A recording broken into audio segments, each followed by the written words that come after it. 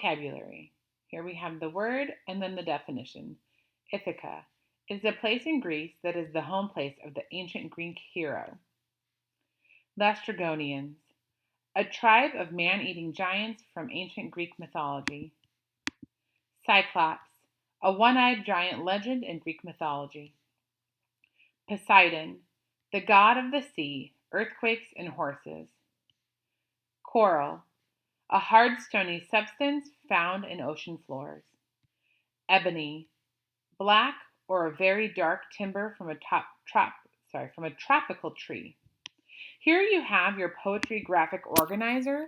Please make sure that you are opening this and utilizing this tool to help you be able to better understand what you're doing when you're working on a poem. So once I have it downloaded onto my computer, then you should be able to print it out or also make a copy of your own so you can type into it some more. Let me go back to, okay. Tips for reading. As we are reading, the words that are highlighted in blue are our vocabulary words. You're going to use the text below. There's a text box at the bottom for your annotations as we're going. So I'll try to make sure that in here we have some additional space where you can write. If I'm not able to get that loaded up before this is all set and done, then make sure that you have a piece of paper with you while you're doing this so you're writing down your literal meaning, the deeper meaning. Because remember what Miss Reynolds said, to be able to get our central idea, we first need to identify the literal meaning, and then you get the deeper meaning, and then you're combining those two together.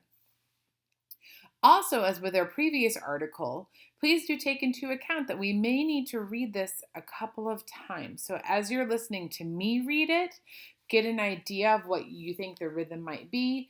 And also, reread it out loud to yourself. That way you can work a little bit more on the pacing. So it's titled Ithaca by C.P. Cavafy. And I apologize if I've pronounced anything wrong. I am going to try to do my best. It was translated by Edmund Keeley. As you set out for Ithaca, hope your road is a long one, full of adventure, full of discovery.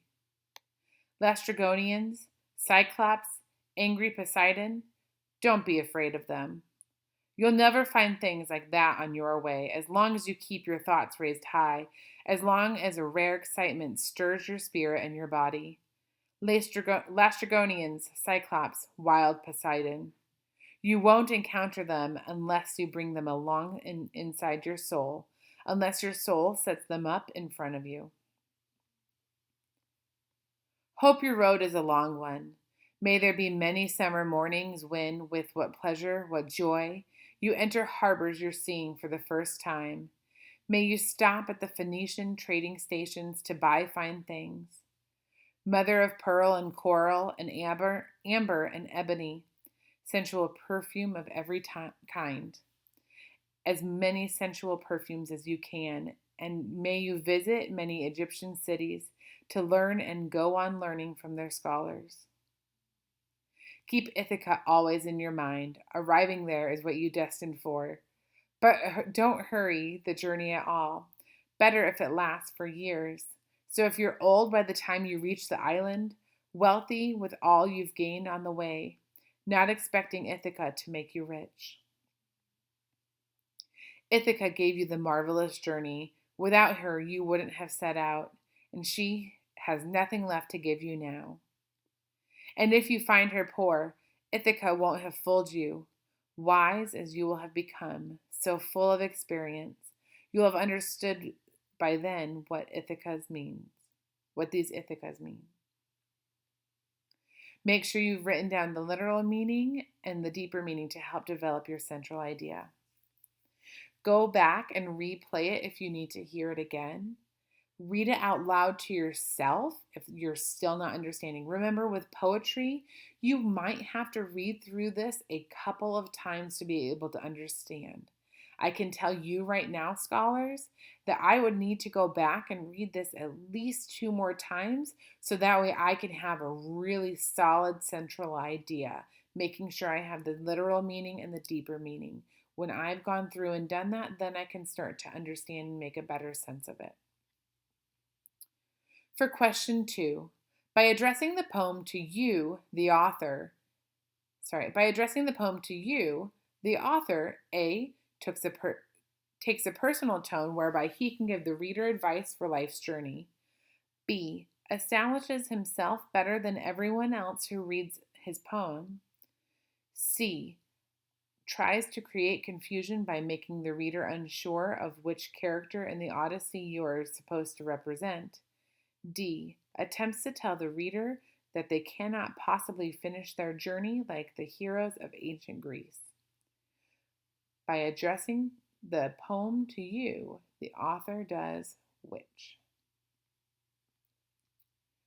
Question 3. Read the following lines of the poem. Hope your road is a long one. May there be many summer mornings when, with what pleasure, what joy, you enter harbors you're seeing for the first time. These lines try to evoke the feelings of A, fear from entering an unknown destination that the reader has not seen in many years. B, confidence by having defeated so many monsters along the way. C, accomplishment from completing a long, arduous journey. D, calm knowing that they can forget about the journey and now rest after arriving home. Question 4. In the second stanza we read, may you stop at Phoenician trading stations to buy fine things, mother of pearl and coral, amber and ebony. What is the highlighted word amber likely to mean? We have right here, this should actually be highlighted. Make sure that you are paying attention to that. What does amber mean? A, a deep cave. B, a color describing ebony. C, a person who can guide you on their journey. Or D, a precious gemstone. Question 5. A theme found in Ithaca is A, the journey is just as important as the destination. B, mythical creatures cannot be equated to the real human experience. C, the destination is more important than the journey. D, life is all about getting rich. Remember, theme is the universal message. So what is something that the author is trying to teach us that we can apply universally to all aspects of our life, no matter who you are?